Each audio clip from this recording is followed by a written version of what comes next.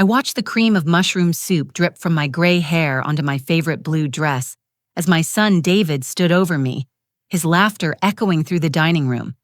"You've got 5 minutes to get out," he sneered, high-fiving his wife, Sarah. I calmly wiped my face, reached into my leather bag, and pulled out a manila folder. "You're right, David. 5 minutes." I laid the papers on the table. "Then everything you own is gone." His laughter died instantly. 3 months before that horrible night, I would have told anyone who asked that I had raised the perfect son. My name is Brooke, and at 67 years old, I thought I had done everything right. When my husband Carl died in that construction accident 25 years ago, David was only 8 years old. The insurance company handed me a check for $200,000 blood money for a life cut short, and I made a promise at Carl's graveside that our son would never want for anything. I remember those early days like scenes from an old movie. David crying himself to sleep, asking when Daddy would come home, me working 3 jobs, sometimes 4, just to keep us afloat, while that insurance money sat untouched in the bank, earmarked for his future. I cleaned office buildings from midnight to 6 in the morning, worked at the grocery store from 8 to 4, and took in alterations in the evenings. My fingers bled from the needle pricks, my back ached from mopping floors, but every penny beyond our basic needs went into David's education fund. "Mrs. Peterson, you're going to work yourself into an early grave." My supervisor at the grocery store used to say, watching me wolf down a peanut butter sandwich during my 15-minute break. "My boy's going to college," I'd reply. "He's going to have chances I never did." And he did. Private school from 5th grade onward, the best tutors money could buy, SAT prep courses that cost more than my monthly rent. When he got into Northwestern for his MBA, I cried tears of joy right there in our tiny kitchen. The acceptance letter is still in my jewelry box, yellowed at the edges now. I lived in a 1-bedroom apartment in Cicero while David studied business. 500 square feet of peeling linoleum and rattling pipes, but it didn't matter. Every month I sent him money for rent, food books, and what he called networking opportunities. $4,000 a month for 6 years. The insurance money disappeared first, then my savings, then my retirement fund. "Mom, you don't understand how business school works," he'd explain during his rare phone calls. "These connections I'm making will set us up for life. Trust me." I trusted him. Of course I did. He was my golden boy, my reason for living after Carl's death. David met Sarah Winters during his final year. She came from money, old Boston. Money, the kind where people had summer homes and trust funds and knew which fork to use for the fish course. But David said she loved him for himself, not his prospects. And who was I to question young love? I paid for their wedding at the Palmer House downtown. $50,000 for one night. Sarah's mother, Helen, looked at me like I was the help, but I held my head high. My boy was marrying up, and that's all that mattered. After graduation, David came to me with fire in his eyes and a business plan in his hands. "Mom, this is it. This is our ticket. Revolutionary software that's going to change how companies manage their supply chains. I just need startup capital." My financial advisor, a careful man named Joseph who'd known Carl, urged caution. "Brooke, this is your entire retirement. Maybe David should try getting investors first, prove the concept." But David had an answer for everything. "Mom, by the time we court investors, someone else will beat us to market. You've always believed in me. Don't stop now." $300,000. Everything I had left. I signed it over with a shaking hand and a proud heart. David promised to put me on the board of directors, make me a full partner. "You'll never want for anything again, Mom. I swear." The company took off faster than anyone expected. Within a year, they had contracts with major retailers. David bought a Tesla, then a house in Winnetka. $2 million, he told me casually, like it was nothing.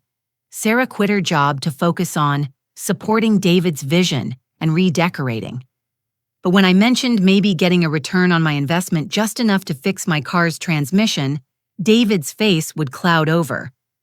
"Mom, you don't understand how cash flow works. Everything's tied up in growth. Just be patient." My neighbor, Ruth Carpenter, a sharp woman in her 70s who'd practiced law before retiring, caught me checking my mail one afternoon.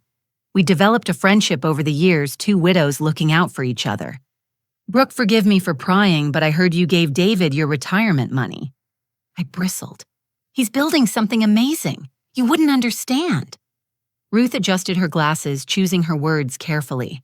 "I hope you kept your name on something. Legal protection. David handles all that. He said it's better for taxes if everything's in his name temporarily." The look she gave me would haunt me later, pity mixed with frustration. Brooke, in 40 years of practicing law, I've never seen temporarily work out well for the parent. I dismissed her concerns with a wave. This was my son, my baby boy, who used to crawl into my bed during thunderstorms. He would never betray me. 2 weeks before the soup incident, I was having Sunday dinner at David's house. Sarah was out shopping with her mother, who was visiting for what seemed like the 100th time that year. David was in his study, leaving me alone in their enormous kitchen. Sarah's phone rang on the counter. She'd left it behind, and without thinking, I glanced at the screen. The caller ID said, "Mom." I wasn't trying to eavesdrop, but Helen's voice was loud enough to hear through the speaker when the call went to voicemail. "Sarah, darling, I hope you're making progress. Once the company goes public next month, you'll have everything. The old woman won't even know what hit her. Call me back." My blood turned to ice water in my veins. The old woman.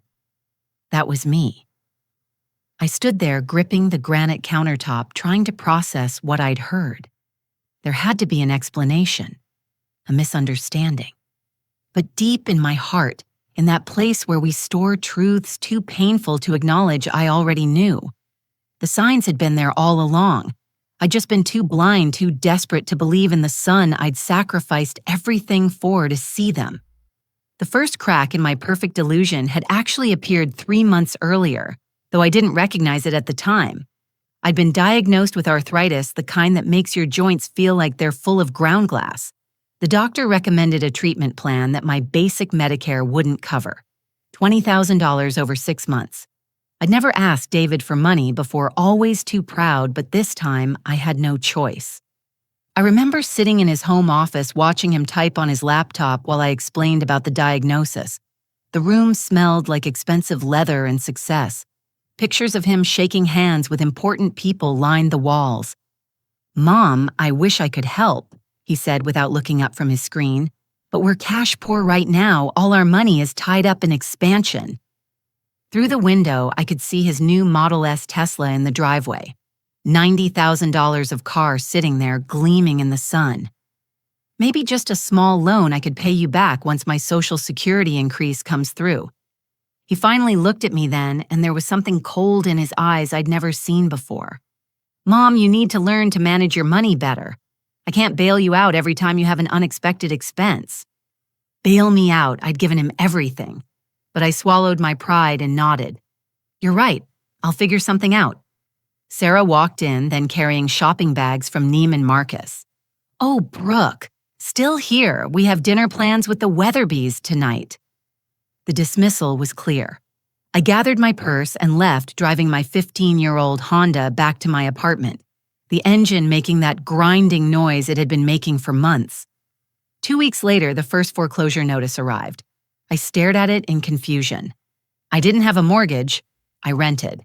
But there it was, official looking, saying I was 3 months behind on payments for my apartment. I called the management company in a panic. "Ma'am, we've been sending notices to your son's address as requested," the woman on the phone explained. "He said he was handling your bills now." "What? I never authorized that." "We have the power of attorney form on file signed by you." My hands shook as I hung up the phone. I'd signed so many papers for David over the years, trusting him blindly. Had I signed away control of my life without realizing it? I drove to the bank that afternoon. The teller, a young woman named Amanda, who'd always been friendly, wouldn't meet my eyes. "Mrs. Peterson, I'm sorry, but there's only $200 in your checking account." "That's impossible. I had over $8,000 last month." She turned her computer screen toward me. Line after line of withdrawals, all authorized by David Peterson as power of attorney. My savings account was empty too, cleaned out. I sat in my car in the parking lot, too shocked to cry. This couldn't be happening. There had to be an explanation. I called David. Mom, relax. I'm consolidating your finances, making sure you're protected. You worry too much. Protected David, I can't pay my rent. I told you I'm handling it. Look, I'm in a meeting. We'll talk later. But we never did.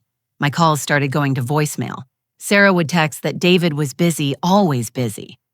Ruth found me crying on my front stoop a week later, holding an eviction notice. She sat down beside me, her face grim. Show me everything, she said. I spent the next hour going through papers with her. Credit card statements for cards I'd never opened, all maxed out.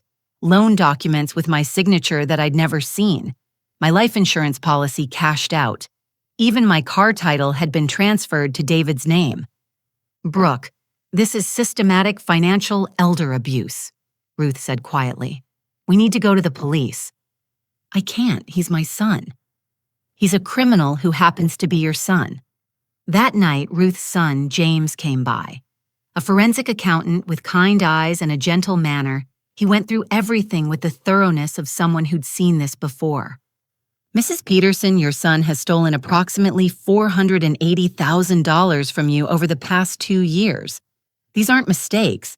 This is deliberate fraud. Ruth had been doing her own investigating. Brooke, there's something else. David's company is about to be acquired. The deal's worth $50 million. $50 million. While I was facing eviction, my son was about to be wealthier than I could imagine, with my money as his seed capital. Sarah's mother, Helen, arrived the next week for what David called an extended visit. I encountered her at the grocery store where I was carefully counting out change for a can of soup. Brooke, she said, looking at my shabby coat with obvious distaste. I heard you're having some financial difficulties. Perhaps it's time to consider assisted living. Somewhere they can take proper care of you. The way she said it like I was already incompetent made my skin crawl. I mumbled something non-committal and fled, leaving my soup behind. Later that week, I decided to confront David in person. I still had a key to his house from when they'd asked me to water plants during a vacation. I let myself in, planning to wait for him to come home. Sarah's office door was open. I wasn't snooping, just walking past when I saw the journal open on her desk. My name jumped out at me from the page. I know I shouldn't have read it, but I couldn't help myself. Sarah's neat handwriting laid out their plan in black and white. After the company sale, they would have me declared mentally incompetent. Dr. Marcus Hoffman, a psychiatrist friend from their country club, was ready to testify that I was showing signs of dementia. They'd already picked out a facility in Montana. Minimum security, they joked. Minimum cost, too. The journal mentioned David's increasing frustration with my stubbornness and their need to accelerate the timeline. There were notes about my supposed confusion incidents that never happened, conversations twisted to sound like I was losing my mind. I heard a car in the driveway and quickly photographed the pages with my phone before slipping out the back door. My hands shook so badly I could barely drive home. That night, I sat in my dark apartment afraid to turn on lights because I was behind on the electric bill, too. My son, my baby boy, wasn't just stealing from me. He was planning to throw me away like garbage. But they'd made one mistake. They thought I was already broken. They thought I'd go quietly, the confused old woman shuffling off to die alone in some facility 2,000 miles from home. They were wrong.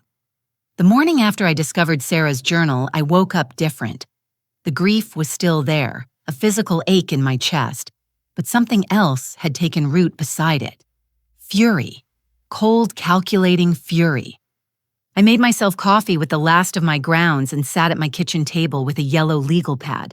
At the top, I wrote evidence and underlined it twice.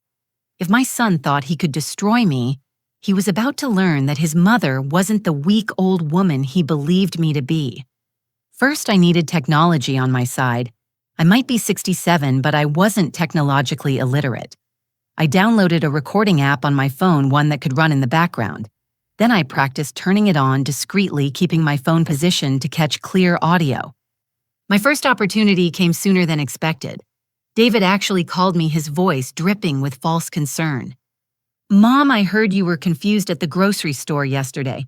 Helen said you couldn't even count your change properly. I'm worried about you. I activated the recording app. Oh, David, I'm fine, just a little tired. Maybe we should have you evaluated.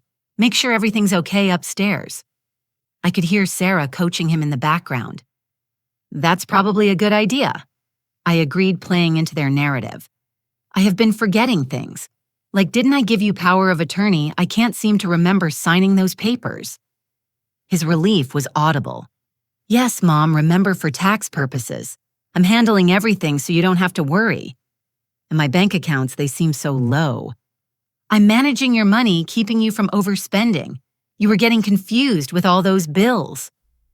Every lie was being recorded, every admission of control. After I hung up, I played the recording back, crystal clear. David admitting to having power of attorney controlling my finances, suggesting I was mentally incompetent. It was a start. Ruth introduced me to her son James properly over dinner at her apartment. He wasn't just any forensic accountant. He specialized in elder financial abuse cases. Mrs. Peterson, we need to document everything, he explained, spreading papers across Ruth's dining table. Every transaction, every forged signature, every unauthorized debt. We worked for hours. James had a gift for making complex financial crimes understandable. He showed me how David had layered the thefts small amounts at first testing to see if I'd notice. Then bigger chunks always just below the threshold that would trigger automatic bank reviews. He's been planning this for at least 3 years, James said, pointing to a pattern in the transfers. See how he moved money between accounts to create a confusing trail. Classic abuse tactic. Ruth's doorbell rang around 9 that evening. She returned with a gruff-looking man in his 60s, built like he'd spent a lifetime in physical labor. Brooke, this is Tom Harrison, she said. He has something you need to hear. Tom's handshake was firm, calloused. His eyes were kind but tired. Ma'am, I knew your husband Carl. Worked on the same crew for 5 years before his accident. I felt my breath catch. Carl's death was a closed wound I rarely probed. Thing is, Tom continued, settling into a chair, I became a private investigator after I left construction. Been keeping an eye on people from the old crew, making sure families were doing okay. Your boy David hired me 6 months ago to investigate someone. Who? You. He pulled out a file. Wanted me to find evidence of mental decline, confusion, any sign you were incompetent. Offered me 20 grand. My stomach churned. What did you tell him? Told him I'd take the case. Then I started investigating him instead. Tom's smile was grim. Your husband was a good man, ma'am. No way I was helping anyone hurt his widow. The file Tom had compiled was devastating. Photos of David and Sarah meeting with Dr. Hoffman discussing my diagnosis. Recordings of Sarah asking neighbors if they'd noticed me acting strange. Documents showing they'd already put a deposit on a facility in Montana. But Tom had found something even more damning. Your son's company, that revolutionary software I had a buddy in tech take a look.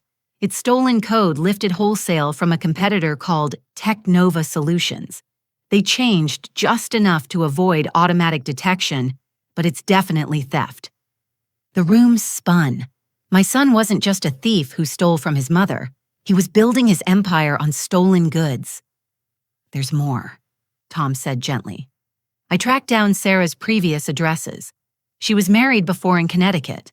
Her elderly aunt, Judith Winters, died under suspicious circumstances 2 years ago. Fell down the stairs at a nursing home after signing over her estate to Sarah. The case was never properly investigated.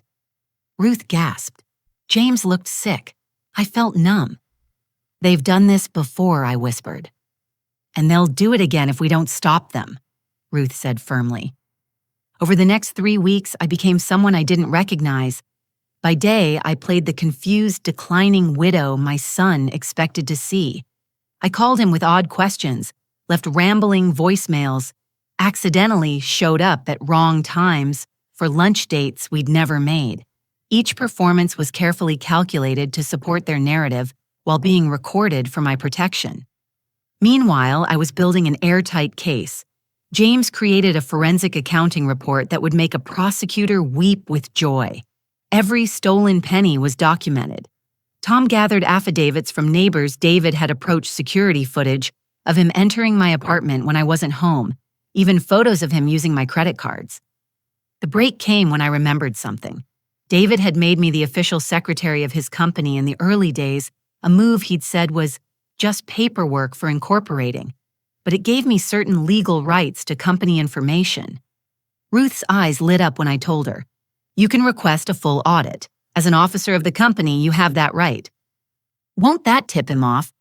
"Not if we do it through proper channels. He can't refuse without looking suspicious to his buyers." While Ruth handled the legal maneuvers, I made a decision that would have seemed impossible a month earlier. I reached out to Jennifer Walsh, an investigative reporter for Channel 7, known for exposing corporate fraud. We met in a park away from prying eyes. "Mrs. Peterson, if what you're telling me is true, this is huge. Elder abuse, corporate theft, possibly murder. Are you prepared for this to go public?" I thought of all the other mothers out there trusting their children, blind to the danger. I'm prepared. Jennifer's investigation uncovered even more dirt. David had 3 employees willing to testify about the stolen code. Sarah had left a trail of elderly victims across New England. Dr. Hoffman had lost his license in New York for false diagnoses before reinventing himself in Illinois. But I needed one more thing. The smoking gun that would destroy any sympathy jury might have for my son, and I knew exactly how to get it. I called David, let my voice shake with tears. "Son, I'm scared. I think something's wrong with me. Can we have dinner? Just family, I need to see you." "Of course, Mom," he said, and I could hear the satisfaction in his voice. "How about next Tuesday? Sarah's mom is here, and we've been wanting to talk to you about your future." Perfect. They were going to ambush me, but they didn't know I'd be ready. I spent the next few days practicing with Ruth, how to remain calm when provoked, how to ask the right questions to get them to incriminate themselves, how to position my phone for the best audio and video quality. Tom installed a tiny camera in my purse, state-of-the-art equipment that would stream directly to his van outside. "Just in case things go south," he explained. "I'll have everything recorded remotely." The night before the dinner, I couldn't sleep. I stood at my window looking out at the city lights and whispered a prayer to Carl. "I'm about to destroy our son." I told his memory.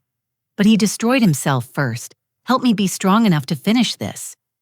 As dawn broke over Chicago, I wasn't Brooke the victim anymore. I was Brooke the survivor, and I was ready for war. Tuesday morning arrived with overcast skies that matched my mood. I stood before my bathroom mirror, carefully applying makeup to look just disheveled enough. Too much, and they'd be suspicious. Too little, and I wouldn't sell the act. I needed to be the declining, confused mother they expected while hiding the warrior underneath. I practiced my character over breakfast. Slightly vacant stare check, trembling hands check, forgetting common words mid-sentence check. I'd become an actress in my golden years playing the most important role of my life. My first test came at the bank. I needed copies of statements, but I had to get them without raising David's suspicions. He had alerts on all my accounts. "Oh dear," I said to Amanda, the teller, who'd shown me my empty accounts weeks ago. "I'm trying to remember. Did my son David say he needed these for taxes, or was it insurance?" My memory isn't what it used to be. Amanda's eyes filled with sympathy. She'd seen the withdrawals, knew what was happening. "Let me print those for you, Mrs. Peterson. All of them, for your records." She handed me a thick envelope, squeezing my hand. "Everything's in there. Everything."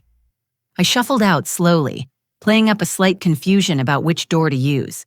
Behind my act, my mind was razor sharp, cataloging the 3 years of theft now documented in my purse. My next stop was Dr. Patricia Chen, my physician for 20 years.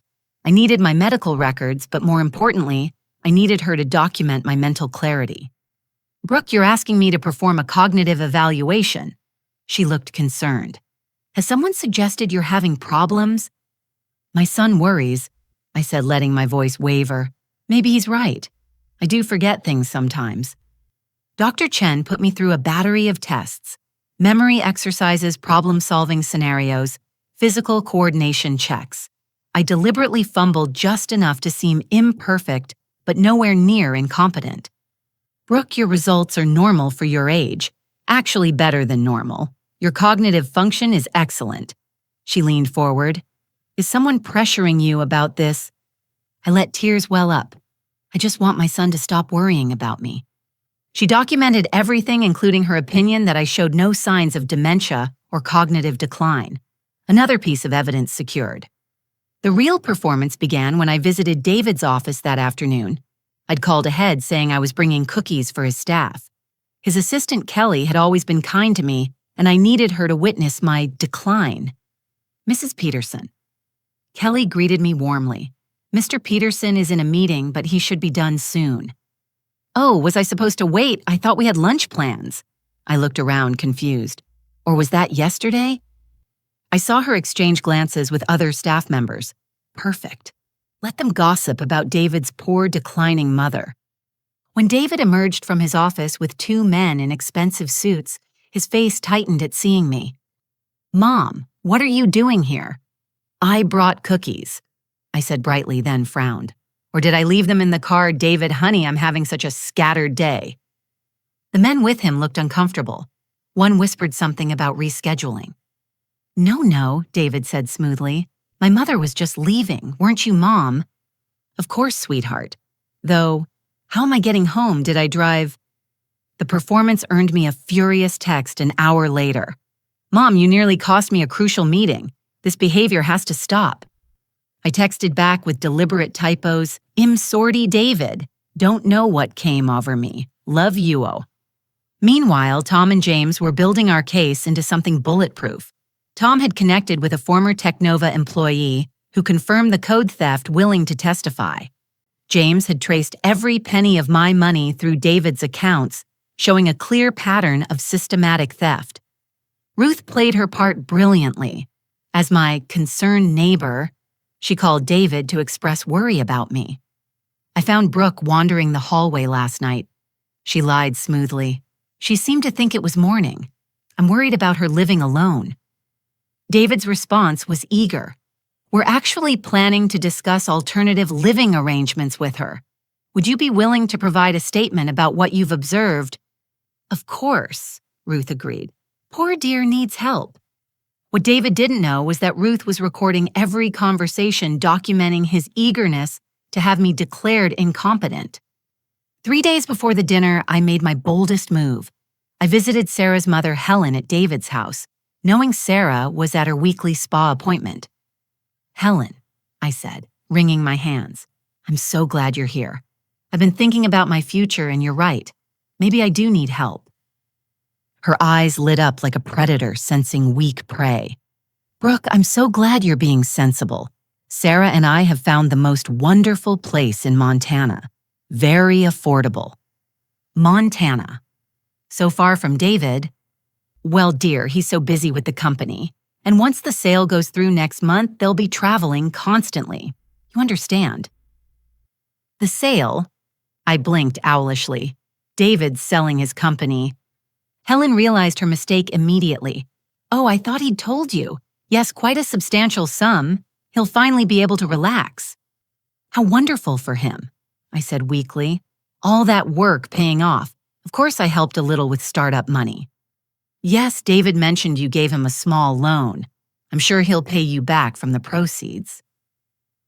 A small loan. My entire life savings reduced to a footnote. I wanted to scream, to shake this horrible woman until her perfect teeth rattled. Instead, I smiled vaguely. Would you like some tea? Helen, I think I remember how to make it. I shuffled to the kitchen, maintaining my act while she made a phone call. I couldn't hear all of it, but I caught moving faster than expected and already accepting the placement. While the water boiled, I placed my phone strategically on the counter, recording everything. Helen joined me, speaking slowly like I was a child. Brooke, Sarah, and David have power of attorney, don't they? Do they? I frowned. I signed so many papers. Good. That will make the transition easier. The facility requires a family member to handle admissions. Will I have my own room? Of course. And they have activities, crafts and such. You'll make friends. She spoke about my future imprisonment like she was doing me a favor. I served the tea with shaking hands, though rage, not confusion, caused the tremors. That night, I met with my assembled team in Ruth's apartment. The evidence was overwhelming.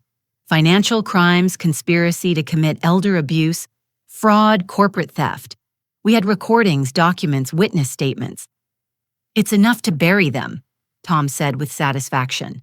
"But we need the final confrontation on record." Jennifer Walsh joined us, her camera operator, setting up equipment. "We'll be in the van outside streaming everything. The moment they cross the line from planning to action, we'll have it all." "What if they get violent?" Ruth worried. "I'll be right outside," Tom assured her. "First sign of physical threat, I'm coming in." We went over the plan repeatedly. I would arrive for dinner appearing vulnerable and confused. Let them present their ambush. Then when they thought they had me cornered, I would reveal everything. Remember, James counseled, "Let them talk. The more they say, the deeper they bury themselves." I spent my final day of preparation visiting Carl's grave. The cemetery was peaceful, autumn leaves crunching under my feet. "I failed him, Carl," I whispered to the headstone. "I turned our son into a monster by giving him everything. But I'm going to fix it. I'm going to stop him before he destroys other families." As I placed fresh flowers on the grave, I felt a strange peace. Win or lose after tomorrow, the lies would end. The performance would be over. For better or worse, truth would have its day. Tuesday arrived with the kind of crisp autumn air that usually made me think of apple picking and family gatherings. Instead, I was preparing for battle. I dressed carefully in the blue dress David had given me 3 Christmases ago, back when he still pretended to care. If this was to be our last supper as mother and son, I would wear his gift like armor. The invitation had been formal, unusual for David. A printed card delivered by messenger. "Please join us for dinner to discuss your future. 7 o'clock sharp." The pretense of care was tissue thin. I arrived at 6:55, pulling into the circular driveway of David's Winnetka mansion. Tom's van was parked down the street, invisible in the gathering dusk. Ruth waited at a coffee shop 2 blocks away with bail money just in case. Jennifer's news crew was stationed strategically, cameras ready. Sarah answered the door, her smile sharp as winter. "Brooke, don't you look nice? Come in, everyone's waiting." The dining room had been staged like a corporate boardroom. David sat at the head of the table, Sarah to his right. Helen occupied the seat to his left, diamonds glittering at her throat. Dr. Marcus Hoffman stood by the window, trying to look casual. 2 couples I didn't recognize sat further down, and Sarah's brother William lounged near the bar, already nursing a scotch. "Mom." David rose, kissing my cheek. His lips were cold. "Let me introduce you. These are the Ashfords and the Brennans.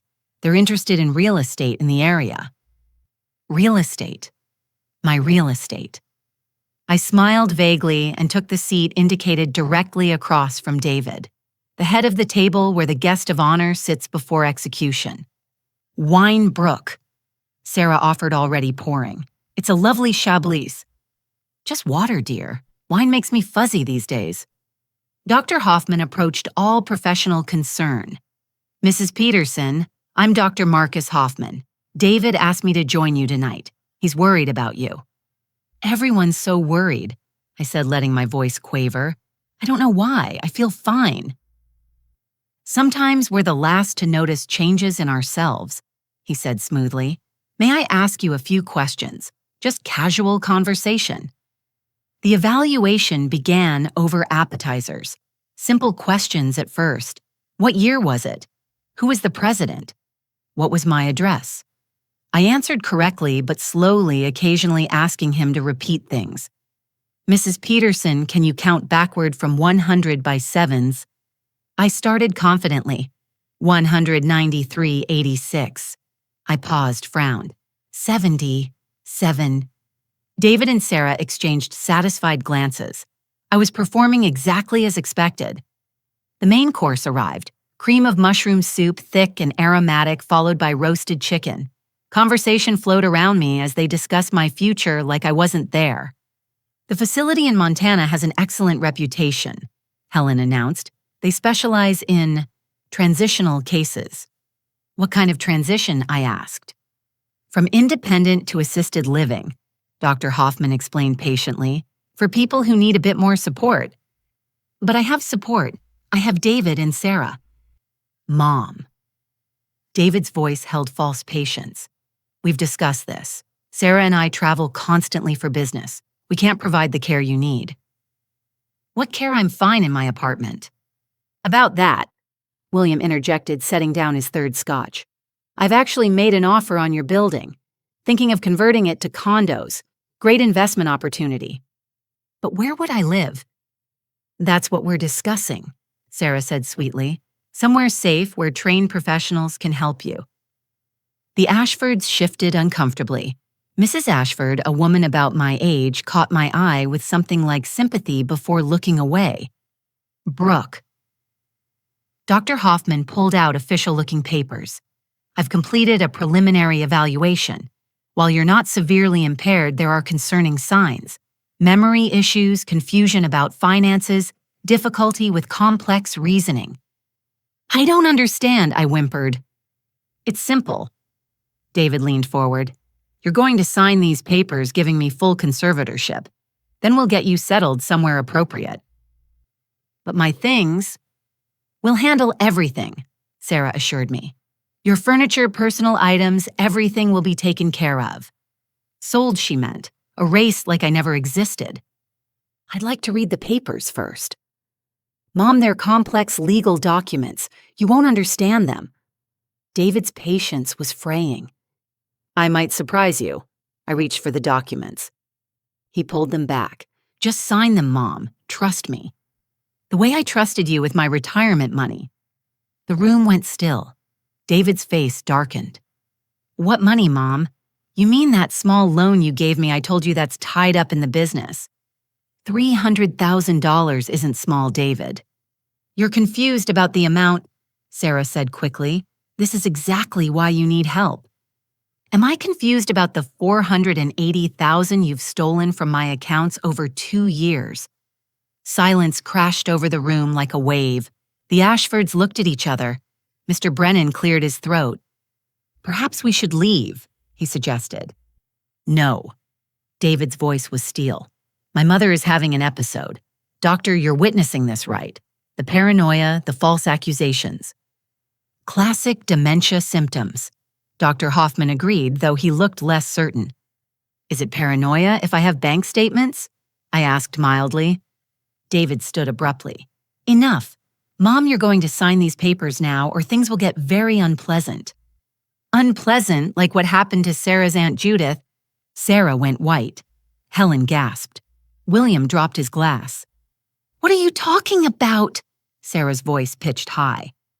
Judith Winters fell down the stairs at Whispering Pines Nursing Home 2 years ago, right after signing over her estate. Strange coincidence. You're insane, Sarah hissed. Am I or am I finally seeing clearly?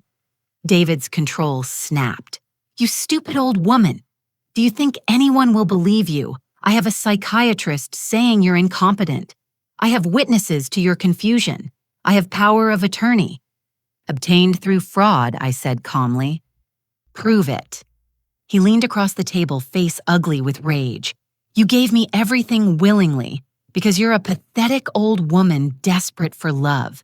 And now that you're useless, yes, we're throwing you away, just like we did with Aunt Judith. Sarah grabbed his arm. David. But he was beyond stopping. 50 million, Mom. That's what my company is worth. Built with your money, yes, but you'd have wasted it on grocery stores, donations, and fixing your pathetic car. I made something of it. I made something of myself despite having a doormat for a mother. Built with my money and stolen code from Technova Solutions, I added. Now even Dr. Hoffman stepped back. The Ashfords were openly staring. Mrs. Ashford had her phone out recording. Shut up, David roared. You know nothing. I know everything. I pulled out my phone, showed it was recording, including this conversation. The room erupted. William lunged for my phone. Helen shrieked. Sarah shouted at David to shut up. Dr. Hoffman headed for the door. And David grabbed the soup tureen from the sideboard, the one still full from the second course. Time slowed as he lifted it over my head. I saw Sarah's horrified face, Helen's shocked expression, the Ashfords scrambling backward. "You've got 5 minutes to get out!" David screamed and upended the tureen. Hot soup cascaded over my head, running down my face, my neck soaking my blue dress. The room went silent except for the drip, drip, drip of cream of mushroom soup hitting the hardwood floor. I sat perfectly still for a moment. Then with deliberate calm, I pulled a napkin from the table and wiped my face, reached into my leather bag, withdrew a manila folder thick with documents. "You're right, David," I said, my voice steady as granite. 5 minutes. I laid the papers on the table, soup still dripping from my hair. "Then everything you own is gone." The manila folder hit the table with a wet slap soup from my hands, staining its edges. David stood frozen above me, the empty tureen still in his hands, his rage suddenly replaced by uncertainty. Sarah had backed against the wall, her perfectly manicured nails digging into the wallpaper. The room reeked of mushroom soup and fear. "What is this?" David's voice cracked like a teenager's. I peeled apart the damp pages with steady fingers. Let's see. Cease and desist order from Technova Solutions. Seems they discovered their stolen code in your software. The acquisition deal is dead, David. No 50 million, no buyout, just lawsuits. His face went gray. The tureen clattered to the floor. "That's impossible. We changed everything. The algorithms, the interface. You changed the window dressing." I continued pulling out more papers. "Tom Harrison is very thorough. Oh, you remember Tom. You hired him to investigate me. Funny how that worked out." "Tom works for me." David's voice pitched higher. "Tom worked with your father. Loyalty means something to men like him." Sarah snatched the papers, scanning frantically. "This can't be legal. You can't just—" "FBI warrant," I interrupted, sliding another document across the table. "Wire fraud, identity theft, elder abuse. They're particularly interested in the forged signatures on loan documents. $400,000 in fraudulent debt in my name." William sobered instantly. "FBI Sarah, what the hell have you done?" "Shut up," she screamed at her brother. "This is entrapment. She tricked us." "Like you tricked your Aunt Judith." I pulled out a photograph. Security footage from Whispering Pines. 20 minutes before her fall, you're seen entering her room. You were supposed to be in Hartford that night. Helen swayed, gripping the table. "Sarah, you said you were with me that night." This is fabricated. Your Mercedes went through 3 toll cameras between Hartford and Whispering Pines. I continued. Easy Pass doesn't lie. Dr. Hoffman was edging toward the door. I had no knowledge of any criminal activity. I was just asked to provide a medical opinion. I produced another document. This is your real medical license, the one revoked in New York for false diagnoses in 3 elder abuse cases. The Illinois license you've been using fraudulent. He ran for the door. The Ashfords didn't move, mesmerized by the unfolding catastrophe. "You're destroying everything." David lunged for the papers. I pulled them back calmly. "No, son. You destroyed everything the day you decided I was worthless, except for my money. I gave you grandchildren." He was desperate now. "Where are they in all this?" "In boarding school in Switzerland, where you sent them to avoid them witnessing your crimes. Don't worry, their trust funds are protected. The ones you set up with my stolen money." Sarah's phone rang. Marcus Chen's name flashed on the screen. She grabbed it. "Marcus, thank God. We need to—" Her face crumbled as she listened. "What do you mean you're in Shanghai? What do you mean the FBI contacted you?"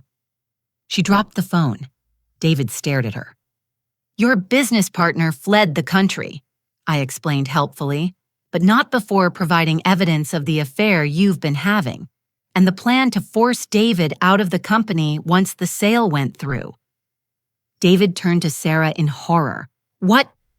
It's not, I didn't—" Suite 412 at the Ritz-Carlton. I provided. Every Tuesday for 6 months, Marcus kept receipts and recordings. The betrayal in David's eyes was almost painful to witness. Almost. You were going to cut me out. Sarah's composure finally shattered completely. You think you're so smart, Mommy's special boy. You're nothing without your mother's money and Marcus's brains. They turned on each other like rabid dogs. Accusations flew. Helen tried to intervene and got pushed aside. William grabbed another bottle from the bar. There's more, I said quietly, but my voice cut through their fighting. Bank statements showing systematic theft, audio recordings of conspiracy to commit elder abuse, video evidence of David entering my apartment without permission, 73 instances of forged signatures. I pulled out my phone, showed them the recording app still running, and everything said tonight. David laughed high and hysterical. You think you're recording? I had a jammer installed last year. No signals in or out of this room. Except, I smiled for the first time. I'm not using cellular signal. Tom Harrison is outside with a receiver. Everything's been streaming directly to his equipment and to Jennifer Walsh from Channel 7. As if on cue, the doorbell rang, then pounding. Police open up. David grabbed me, then his hands on my shoulders, shaking me. Soup flew from my hair. Fix this. You're my mother. Fix this. I am fixing it, I said softly. I'm stopping you from doing this to another family. The dining room door burst open. Police flooded in, followed by Jennifer Walsh and her camera crew. The red recording light gleamed like an accusing eye. David Peterson, you're under arrest for elder abuse, wire fraud, and identity theft. Sarah Peterson, you're under arrest for conspiracy to commit elder abuse and suspected murder. As the officers cuffed them, David kept screaming. She set me up. This is entrapment. I'm her son. Sarah was silent, her face a mask of fury. Helen collapsed into a chair, sobbing. William tried to slip out and was stopped by an officer. Ma'am, the lead detective approached me. Are you hurt? Do you need medical attention? I stood soup still dripping from my hair and smiled. I'm perfectly fine, officer. Better than I've been in years. Mrs. Ashford approached tentatively. We recorded everything on our phones. If you need witnesses... Thank you, I said warmly. That's very kind. As they led David past me, he stopped. For a moment, I saw my little boy in his eyes, the one who used to cry for his daddy, who promised to take care of me forever. Whine, he whispered. Because I love you, I said simply. And sometimes love means letting someone face consequences. You were drowning in greed, David. I had to save you from yourself. They dragged him away, but not before I heard him sob. Just once. The sound broke my heart, even as it healed it. Jennifer Walsh approached microphone ready. Mrs. Peterson, how does it feel to see your son arrested? I looked directly into the camera, soup-soaked but dignified. Necessary. No parent wants this, but when your child becomes a predator, you have a duty to protect others, even from your own family. Tom Harrison appeared at my elbow with a towel. You did good, Brooke. Carl would be proud. Ruth burst through the police line, wrapping me in a fierce hug despite the soup. It's over. You're safe. But it wasn't over. It was just beginning. The real work of rebuilding would come next. The trials, the media attention, the healing. As we walked out of my son's mansion for the last time, I paused on the threshold. Somewhere in this house was the boy I'd raised buried under layers of greed and entitlement. Maybe prison would help him find that boy again. Or maybe not. Either way, I'd done what I had to do. The cool night air hit my soup-covered face like a benediction. I was 67 years old, nearly broke, covered in cream of mushroom soup, and my only child was headed to prison. I'd never felt more free. The aftermath came in waves. First, the immediate chaos reporters camping outside my apartment, phone calls from distant relatives, suddenly concerned about my well-being, and legal documents that seemed to multiply like rabbits on my kitchen table. But Ruth was there through it all, brewing endless pots of coffee, while James organized the paperwork into neat piles that made sense of the madness. The trials began 6 months later. David, clean-shaven and wearing a suit I'd never seen before, looked smaller in the courtroom. His lawyer tried everything, painted me as a vindictive mother, jealous of her son's success. But evidence doesn't lie. Bank records don't lie. Recorded confessions don't lie. When they played the audio of him saying, "We're throwing you away," I saw several jurors wipe their eyes. One woman about my age looked at David with such disappointment it could have been maternal. David was sentenced to 8 years in federal prison for wire fraud, identity theft, and elder abuse. When the judge read the verdict, he looked at me across the courtroom. No more anger in his eyes, just emptiness. I nodded once. He looked away. Sarah's trial was more dramatic. She tried to blame everything on David, claimed she was a victim too. But the evidence of Aunt Judith's death was damning. The security footage, the toll records, the suspicious timing of the will change. She got 6 years and faced deportation proceedings afterward. Turns out her visa had irregularities that came to light during the investigation. Helen Winters aged 10 years during the trials. The sophisticated Boston matriarch became a hollow-eyed ghost, watching her daughter exposed as a murderer. She tried to approach me once outside the courthouse. "I didn't know," she whispered. "About Judith, about any of it. I swear I didn't know." "But you knew about me," I replied quietly. "You knew they were planning to lock me away, and you helped. That's enough." She crumbled, then this woman who'd looked at me like I was beneath her. Strange how the tables turn. Dr. Marcus Hoffman pleaded guilty to practicing without a license and conspiracy to commit fraud. 3 years in minimum security, and he'd never practice medicine again. During his sentencing, he revealed that David and Sarah had done this twice before, targeting elderly relatives of Sarah's college friends. Those families came forward too, and the charges kept mounting. But the most surprising moment came when William, Sarah's brother, asked to meet with me. We sat in a coffee shop, this man who'd been ready to steal my home, and he pushed a check across the table.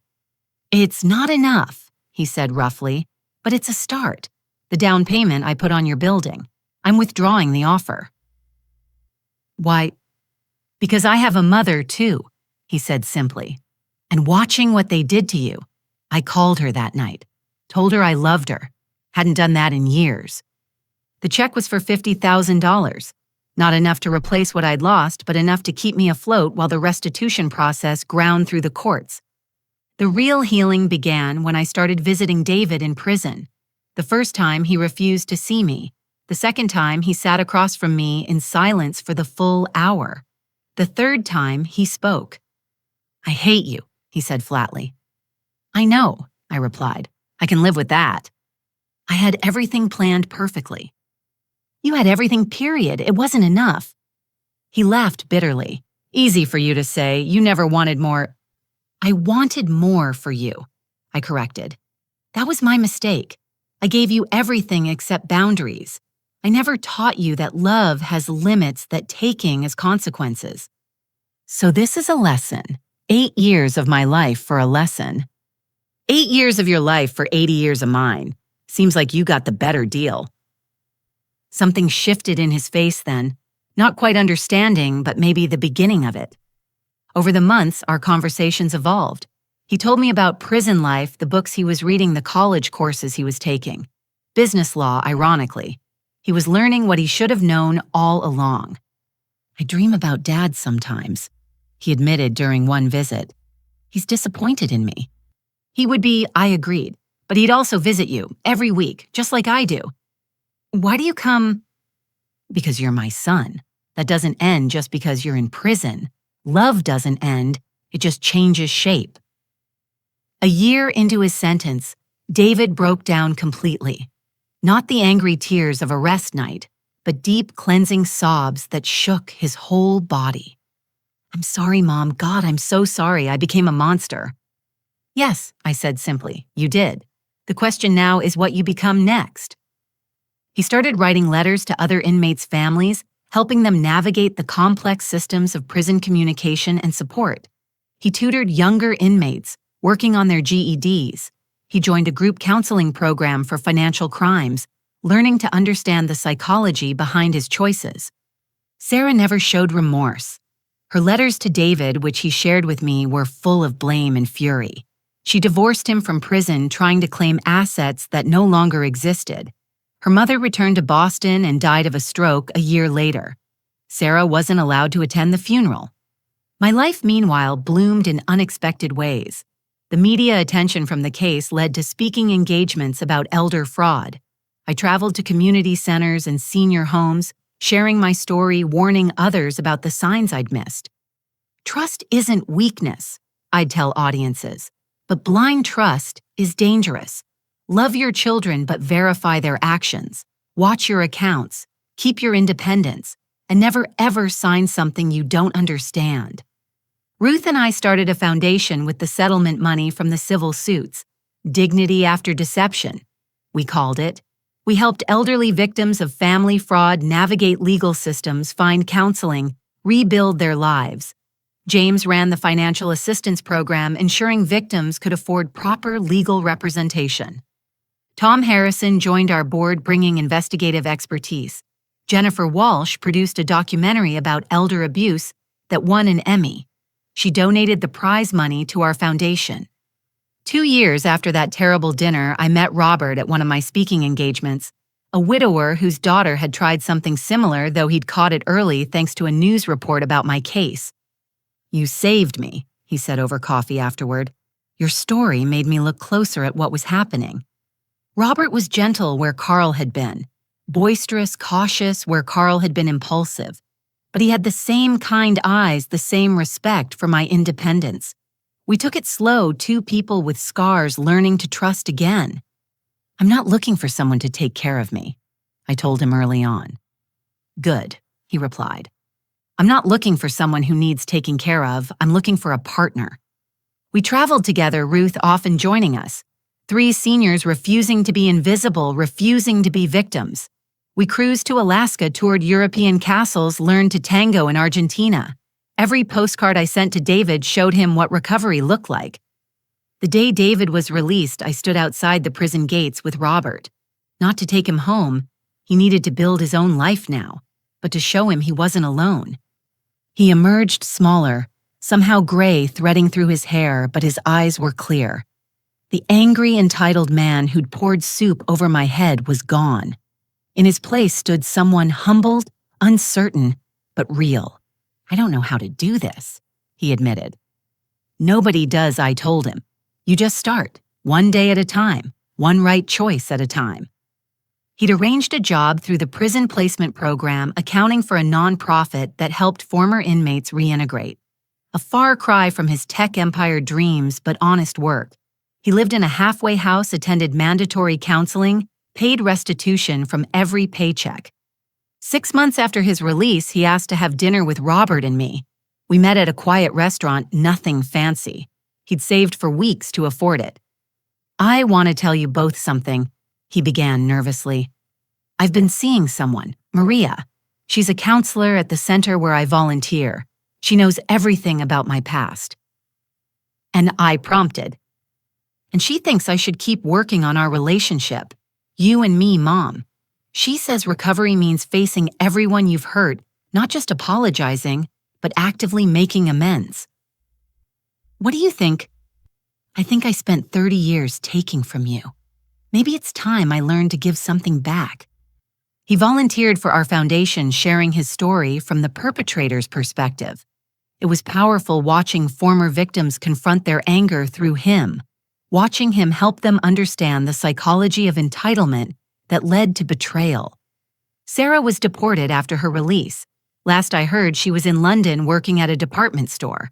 Her brother William still sends Christmas cards, photos of his family notes about his volunteer work with elder care facilities. Redemption takes many forms. "I learned that love doesn't mean accepting abuse," I said at David's wedding to Maria 3 years later. "It means loving someone enough to stop them from becoming their worst self." David poured soup on my head that night, but he washed away my blindness. In those 5 minutes he gave me, I found the strength to reclaim not just my assets, but my dignity. I looked at my son standing with his bride, both of them in tears. Sometimes the greatest gift you can give your children is letting them face consequences. David needed to lose everything to understand the value of what he'd been given. And me, I needed to stand up for myself, to remember my own worth. The reception was small, humble. Former inmates David had helped counselors from the center, Maria's family, who'd embraced this complicated man with the dark past. Ruth gave a toast about second chances. Robert danced with Maria, welcoming her to our strange, rebuilt family. That night, as Robert and I drove home, I thought about Carl. Would he be proud of how I'd handled everything? Would he understand why I'd had to destroy our son to save him? He knows, Robert said quietly, reading my thoughts as he often did. Wherever he is, Carl knows you did what you had to do. Even the soup. I laughed, remembering that horrible moment that changed everything. Especially the soup. Sometimes it takes something that dramatic to wash the scales from our eyes. 5 years have passed since that night. Our foundation has helped hundreds of families. David runs a support group for adult children who've abused their parents' trust, teaching them to understand and break the cycle. He and Maria have a daughter now, little Sarah. Yes, the irony isn't lost on anyone who will grow up understanding that money is tool, not a goal, that family isn't a resource to be exploited, but a gift to be treasured. I'm 72 now, financially secure, thanks to the restitution and settlement funds, but rich in ways that matter more. Rich in purpose, in community, in the family we've rebuilt from the ashes of betrayal. But the most important wealth. The knowledge that I stood up when it mattered, that I refused to be thrown away, that I loved my son enough to stop him from destroying others the way he'd tried to destroy me. Every morning I look in the mirror at the woman who sat covered in soup that awful night, and I thank her. Thank her for recording everything. Thank her for staying calm. Thank her for having the courage to pull out that manila folder and say those words that changed everything. You're right, David. 5 minutes. Then everything you own is gone. Because in those 5 minutes, I didn't just reclaim my money or my dignity. I reclaimed my story. And that's something no one can ever take away. If you're reading this because someone in your family is hurting you, stealing from you, planning to throw you away, know this. You are not alone. You are not crazy. And you are not powerless. Document everything. Find your Ruth, your Tom, your James. Build your team. And when the moment comes, when they think they've won, be ready with your own manila folder. Because love without boundaries isn't love. It's enabling. And sometimes, the most loving thing you can do is let someone face the consequences of their choices. Trust me, I know. I'm the woman who wore soup like a crown and turned it into victory. What about you? Have you ever had to choose between enabling someone you love and protecting yourself? What gave you the strength to stand up? I'd love to hear your story in the comments below. And if this story resonated with you, please like and subscribe to help us reach others who might need to hear that they're not alone. Share this with someone who needs reminding of their own worth, because every one of us deserves dignity, respect, and the right to our own lives, no matter how old we are, no matter who's trying to take that away. Thank you for listening to my story. May you never need to use these lessons, but if you do, may you find the strength to stand up, speak out, and reclaim your life. You're worth it. I promise you that. With love and hope for your own journey, Brooke.